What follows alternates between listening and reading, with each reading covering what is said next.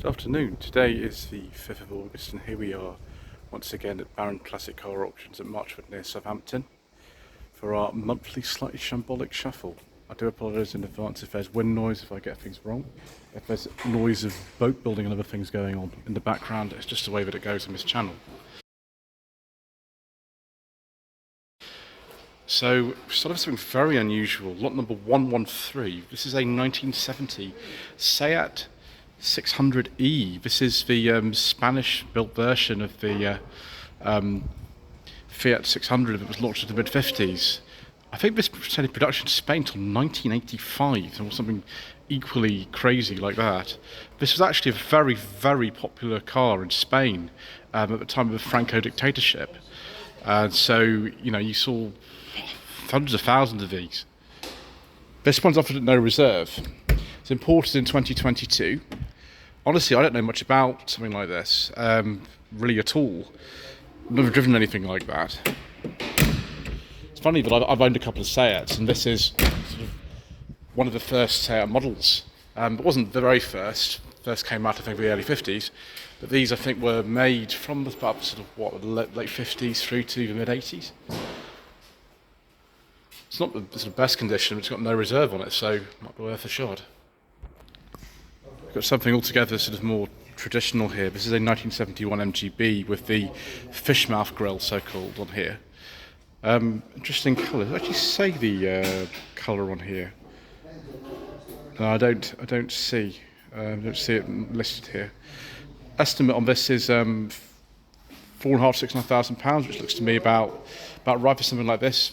MGBs are very, very numerous, actually. There's about, I don't know, like 12,000 or something in this country.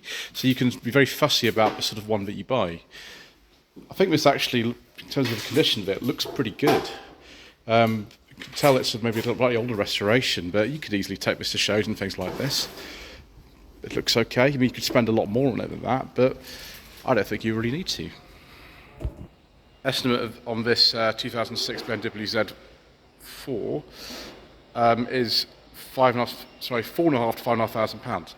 So it's chargeable second-hand reviews money, I think, now with this. Although these are actually eligible second-hand sentiment classics, because I think the last one of these was made about 2009, 2010.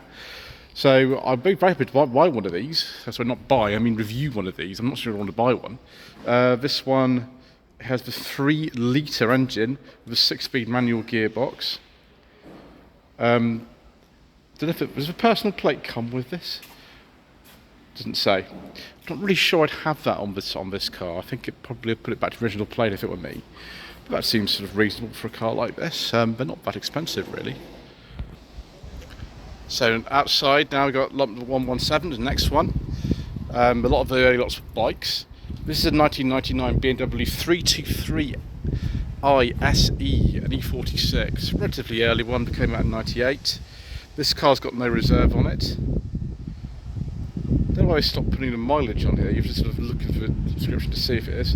It's a manual. Okay, that makes it a bit more interesting. I don't know if this colour's the best for it really. It's a bit sort of flat. There's no leather interior in here, and I can't get inside. But E46 prices for decent ones are always going up. Although I don't think necessarily this one is going to fetch too much money. I think this might be a no-budget reviews car, but I don't know. Obviously, we'll have to see after the auction happens. So, lot number 118, 1952 Austin A40 Sports. This looks in really nice condition, actually, at £8,500 to £9,500. I don't know where you'd start with valuing something like this. It's not perfect. I can see some orange peel on this paint here, which I can see in the video there, and feeling it. But it's not too bad. These were like a younger brother to the Jensen Interceptor at the time. Yes, Jensen Interceptor. The first one wasn't the one made in the 60s and 70s. The first one was made in the early 50s. They look very similar. They're both built by Jensen, where this is considerably less powerful and a much smaller car than the original Interceptor was. It's also got I think, is it a beige leather or beige vinyl interior? Might be a beige vinyl interior in here, I'm not sure. Look at this steering wheel view, that's crazy. Not really my sort of thing, it's a little bit old for me. I'd say something like this, but it's a very, very beautiful car. Next one, lot number 119, is a 1973 Mark II Triumph Stag. So this has got a hard top on it, so you can take that off if you want. Being a Mark II, we've got the interior light just in here, like that. There we go. The light on. That's probably not so good in terms of the battery. In very sort of individual interior someone's put in here. I mean, this wouldn't have looked like this originally at all. It would have a vinyl interior. This has got the 4-speed manual overdrive. Estimate on this is £9,000 to £11,000, which, you know, looks all right to me. You can start Stags at about, I don't know, less than 5,000 for ones that have things like 3 Granadas engines. Just see if it says in the description what engine we've got in here. Yeah, we've still got the original Triumph V8 in it, which can be made to be very good, but obviously from factory they weren't the best, were they? My gosh, we've just been to Roverfest, of course, and here we have a 1935 Rover 14. Estimate this is £4,000 to £6,000. As I've said many times on this channel, especially during the Shambolic shuffles, rarity does not equal value, age does not equal value. So this is a rare car, and it's old, but it's estimated at £4,000 to £6,000. We're on sensible second-hand classics money for this. I don't think it's the kind of car personally I would want to try and drive. It would be a little bit scary for me. I admire the way this looks. I think it looks brilliant, and someone's obviously put a boot on there as well. But yeah, I mean it's very charming.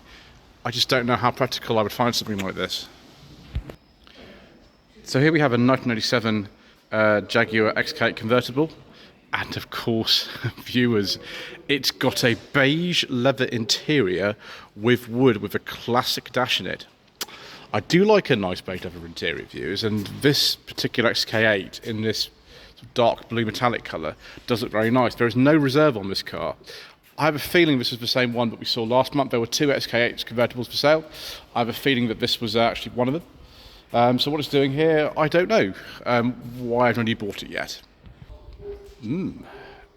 A 2005 BMW 760IL. This is the Chris Bangle design model. I think we saw this last month actually. And it's got a beige leather interior with wooden piping. I don't know about this sort of light blue piping, but wooden leather. Very nice, viewers. I do like a nice beige leather interior. Beige leather interior counter seems high at the moment. Absolutely massive thing. I'm not sure this would be the most reliable car. This is iDrive version 1 in it, so that might not be the best. But yeah, I do find that quite intriguing, viewers. And not a lot of money really, £7,000 to £9,000. So next we've got this 1972 MGB Roadster. It's a little bit more expensive than the other one. I've actually doubled the price of the other one, the yellow car.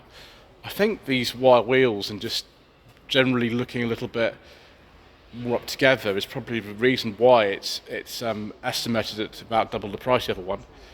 Personally, I don't mind. I prefer actually the yellow colour of the other car because it's a little bit rarer than this. It's lots of red ones of these, but yeah, it looks very nice. So a 2013 Maserati Gran Turismo Sport SA. Must admit, I don't know anything about these at all. Where on earth do you put a number plate for this? Okay. Right, £20,000 to £30,000 the estimate on this car. So this looks quite rare to me. 4.7 V8 engine. Matching Pirelli tyres, all that sort of stuff. Doesn't say anything about why it's missing the front number plate. Have a look at the back one then. There we go, there's Northern Irish plate. Rosso red. Yeah, I'm not sure necessarily I'd want to buy one. I'd actually drive one of these. I mean, that would be a lot of fun. But I'm not sure Maseratis have the best reputation for reliability views. That would maybe put me off slightly. But if you're buying a car like this, does it really matter? Okay, viewers, this is more like it. What is this still doing here? I think this was here last month. This 1993 Saab 900S 16-valve convertible. One of the last of the OG shape for the 900. Just going to get this open. It's actually open well. One thing I don't like about these cars is the pedal position's not the best on manual right-hand drive cars, but nevertheless it looks fun. I assume that's locked in reverse. Yeah, I mean, these have a real appeal about them. I don't know why this is no reserve. Perhaps it just hasn't sold yet. I mean, I love the colour. Love the kind of aero style wheels on it. Don't know. Maybe there is something fundamentally wrong with it. I'm not sure. Right, viewers. Something a lot more traditional here. A 1966 Austin Healey 3000 Mark III, estimate 28 to 32,000 pounds. Classic colour for a Healey 3000. This sort of two-tone blue and cream colour. This looks in very, very nice condition. Very it's original spec. I wonder what someone's selling this. A superb example. Light recommissioning. My gosh. Just need some new tyres apparently, but ready to enjoy. Now personally, viewers, I prefer something like this 1988 Toyota Celica 2-litre GT convertible. I drove one of these quite recently. It wasn't a convertible, it was a GT4, and I said at the time you can buy sensible second-hand classics money. You can. Here you go, £3,000 to £5,000 estimate of this. It's not the best. I mean, the shit like bumper's not the best of things. My Sonny does stuff like that actually. That's interesting. But you don't necessarily need all the power of a GT4. You can instead just drive this standard, normally aspirated 2-litre, and it would be fine. I quite like it, viewers. I've driven the GT4, which is a bit over firm, really, a little bit softer, and yeah, that'd be good fun, viewers, particularly at the moment when it's the middle of summer. So next we have this 1952 MGTD. Apparently this is a Mark II works competition model, 5-speed gearbox. This was originally purchased in the Netherlands. It's obviously been imported then to Belgium, then came over here. One owner from new since arriving in this country. There's the 5-speed gearbox. I wonder if that's an LT77 gearbox, I'm not sure. There we go, twin fuel pumps. Presumably left-hand drive means it's probably worth a little bit less over here. It's not in the best condition. I mean, this paintwork on the bonnet is not good. That's not good at all, view. That needs doing. But it doesn't look too bad, really. There's not any major rust on there as far as I can see. So next we've got a 2002 Porsche Boxster. A running restoration, no reserve. Running restoration, no reserve. Someone likes a restoration, don't they? So yeah, this sort of blue paint. So look at the interior. This is actually a Tiptronic, they call these. Yeah, it doesn't look too bad actually. The paint's a little bit on the tired side, if I'm honest. Okay, I'll have to close that later. Just look at spoil. Look at this. It needs all painting, doesn't it? This car. I had a Rover 600 of this colour, funnily enough, years ago. It was a '98, and the paint did this as well. So it's going to need just smartening up. But you know, it's presented as a rolling restoration with some flaws, but that's probably not going to go for a lot of money, viewers. Ooh, viewers, look at this tasty thing. A 2013 Aston Martin DB9 V12 automatic, estimate 38 to 42,000 pounds. I have driven one of these actually. It was a convertible. I drove it on a private track a couple of years ago. I wasn't able to film it, but I quite enjoyed it. Although the dashboard was like a Christmas tree, it was crazy. This looks altogether better. This one, very sleek and elegant car, nice interior. The sort of thing we quite like, viewers, but I mean, you've seen a million Aston Martin reviews, I imagine, on the internet, and so, you know, we're not necessarily going to be the ones who bring you extensive revelations about them, but there we go. Very appropriate plate on this 1996 Jaguar XJR, X300 shape, in dark green with a red leather interior, estimate £5,000 to £6,000. About the same money as we got for the Audi V8 last month. Paint, again, it's just a little bit sort of scratched and things. I mean, you know, you don't have to respray the whole car, but you're going to have to live with that sort of stuff. A lot of 90s cars have problems with paint like that. Oh, viewers, look at this. It's not a beige leather interior, but still got wood and leather and cruise control and all kinds of exciting things and traction control and it's very nice. Actually, I got that wrong, but maybe there's no cruise control in here. Maybe there isn't. But it's very nice, viewers. We like this very much. Even better than manual gearbox, but manual XJRs are very, very rare. It's very tasty. It's very tempting.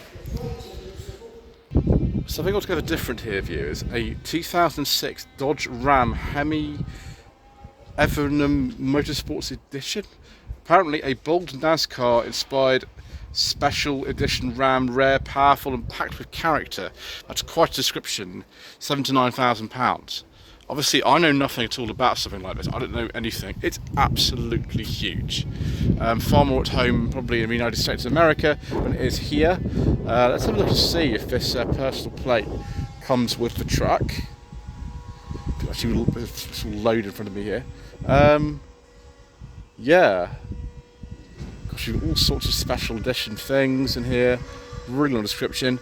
It doesn't actually sort of say, although apparently the engine management light is lit up, so I would buy with caution. So this Austin 35 racing car from 1959, which is a very late A35. It's just arrived here. There's no information at all on the website about this, other than that it must have at some point been driven by Tiff Needell. Other than that, we don't know anything. Yeah, it looks okay. It's amazing. You see these on, circuits like Goodwood's historic racing series. And actually, they do keep up quite well with the larger, more powerful cars. I think James Hunt used to race, didn't he, back in the day? Interesting. Right, if you do something a bit different here. It's a 2002 Range Rover P38 4.6.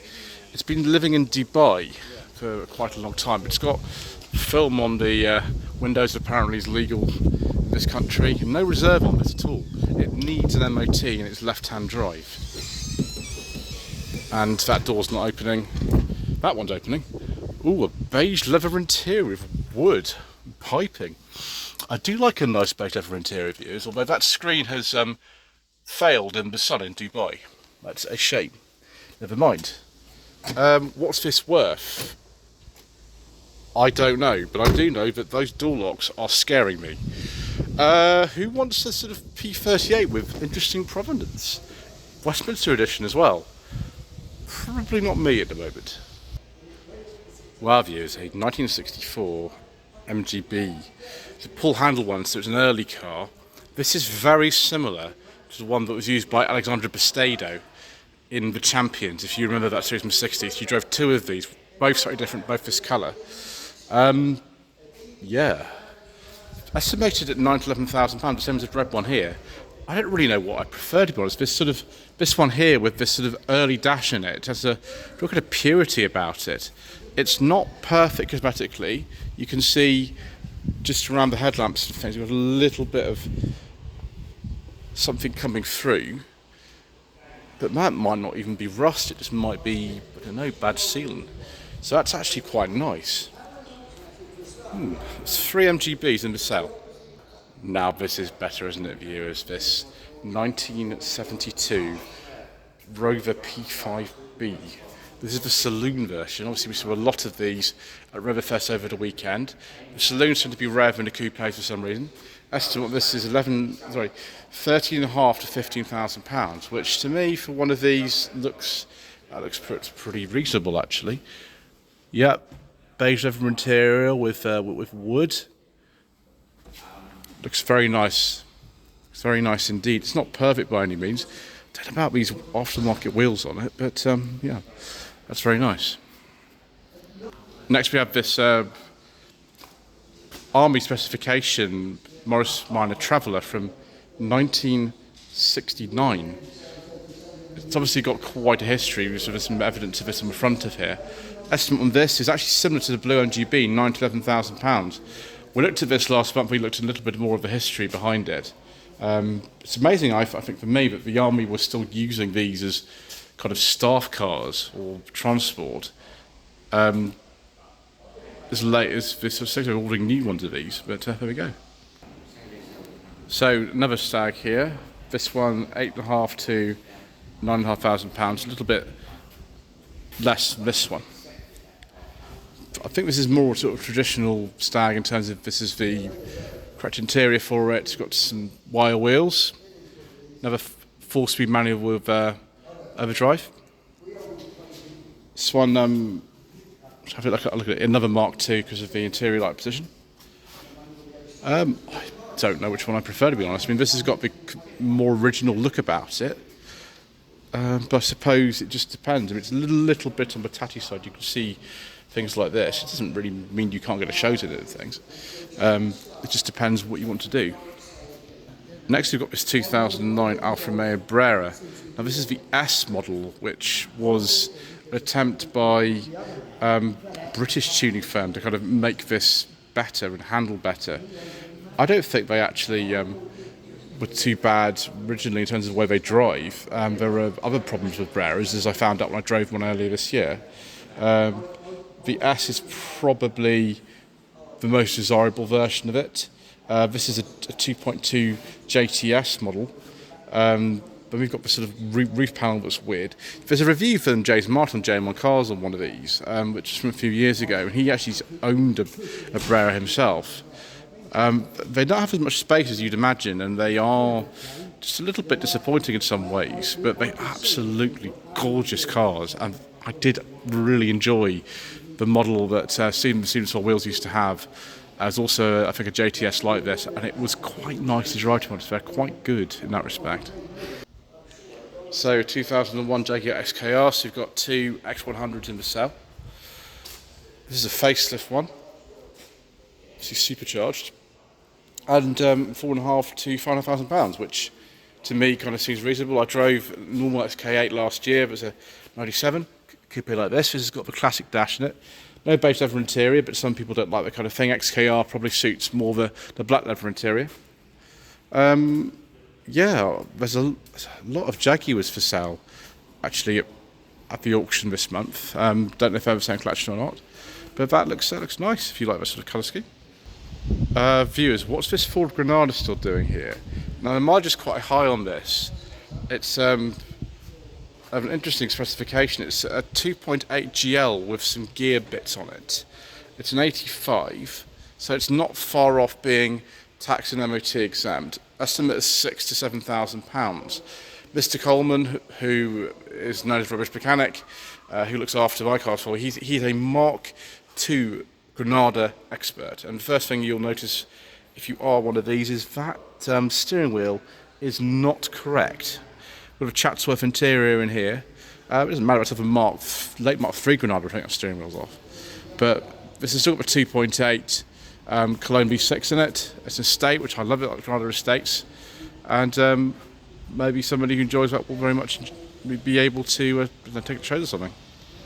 I mean, this is confusing, viewers. We've got another 2000 Porsche Boxster in either the same or a slightly different shade of blue. This one's an S model. It's actually got an estimate on it, so as opposed to no reserve, £5,000 to £6,000. Now this is in much better condition than the other one, and it's a 6-speed manual. So this is what it can look like if it's done up a bit. The other car is needing some restoration. Seems pretty reasonable to me. Only slightly less estimate is this 69 Austin Healey Sprite. These were made alongside the MG Midgets, I think the same production line. I've driven a Midget from 68 and it does seem very familiar. There's like a 1275cc engine in it. They are quite difficult to get in and out of here, but if you've got the hood up, it is possible. But how do I put this? If you are of the larger disposition, then maybe that's not the car for you. Older restoration, I think, and we've got evidence of that sort of down here. You can see that. But yeah, it seems, I don't know, like a reasonable estimate to me. Another old BMC thing here, this 1952 Austin 70 Hereford pickup. Estimate is £13,000 to £15,000. I've seen a couple of these recently, but they're not common or anything. This one looks to be in very, very good condition. Very nice, very basic inside, of course, not really much to the dashboard at all in this, is there? Yeah, but it's the sort of thing you'd, if you wanted a promotional vehicle for your business or something like that, or just want to take it to shows, that'd be perfect. The The last one in the trio of box I've got here is this 2008 car, Cobalt Blue Metallic. This is the 987 generation. It's got the 2.7 flat 6 with a manual gearbox. Yeah, 5-speed, well, didn't realise that. Estimate on this is £7,500 to £8,500, so the second generation cars are clearly more valuable than the first generation ones. I mean, it's not particularly me this, but this does look like a very nice example. Next we've got this 2005 MG ZT 260. This is the V8 version of the ZT. They were only made from 2003 to 2005. I have driven one of these, and of course I've been part of the MG Rover scene for many, many years now. I have driven one and enjoyed it. The only thing is with these, the clutch is really heavy in this. Really heavy. This actually looks in really good condition, this car. Based on the old Rev 75, of course, but with different suspension and, of course, totally re-engineered for this V8 version. 4.6 Ford engine, which is actually rear-wheel drive as opposed to the standard ZT that was front-wheel drive. We quite like that views, but the fuel economy and that heavy clutch would preclude me from having anything like that. I think we saw this last time we were here, viewers. This 1997 Southern Roadcraft SR V12 Daytona Spider replica. As you can see, we've got a Jag engine in here, 3.2 litre, not the Ferrari one. And you can also see that this is not in the best condition, but if you want a car that looks a bit like a Daytona, in fact quite a lot like a Daytona, and is much, much less expensive, I mean we're talking around £20,000 for this on the estimate, as opposed to, I don't know, $1 million or more for a real Daytona. It sort of highlights actually that this isn't too bad. I mean, it needs some work and things, but we're actually going to get something that looks like this. Right, viewers, I think this is one of the most interesting vehicles of all at the sale. This 1975 Toyota Hiace. Being a fan of old Japanese cars, obviously I own one. I'm intrigued to see something like this. It looks very original. It says a unique Toyota with plenty of potential. I think I agree with that. Let's see if it's open. Fortunately not, viewers. That's it's a big shame. See through the window though, look at that. Is it worth that? I don't know, to be honest. Just a Volkswagen bay window it would be. Yeah, I mean, how do you value something this rare? I'm not sure. Not sure at all. Not much to it really, is there? Just my advice would be don't crash it, because your knees are in the crumple zone. So, another Saab 900 convertible. This is a 900i, not a 900S. This is a 1991, it's a little bit older than the other one. Estimated £3,500 to £4,500. It's obviously some cosmetic things that need doing on it.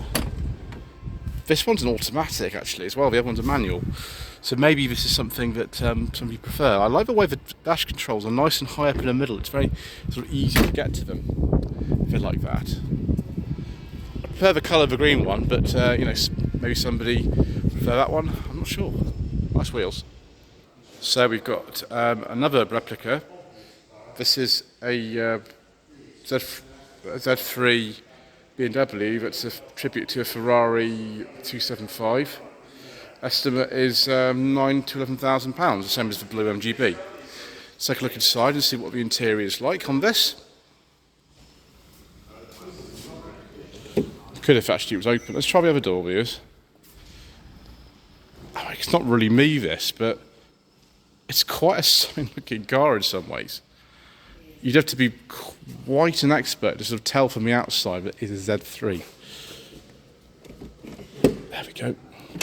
Oh, there we go. That's not bad actually. Gosh, this door. It's going to need a new check strap, isn't it? Yeah, you can tell it's a Z3 interior, but it's not bad. I mean, someone's taken a lot of effort to make it look a bit different. Yes. Actually, might have to close the door properly once, viewers. I mean, it's interesting. I'll give it that. Oh wow, viewers. Duct tape on the boot lid. This 2000 Mercedes CLK, it's the 430 Avant-Garde model, is a barn find. Yeah, a rewarding restoration project. So, I don't really know what you would do with this. It needs paint, it needs everything. Interior doesn't look too bad. What's this worth? Well, it's probably no budget reviews money, isn't it? Something like that. I did film CLK back in 2020, I think it was, something like that. That had been bought for no budget reviews money. That was A21, I can't remember now. A long time ago.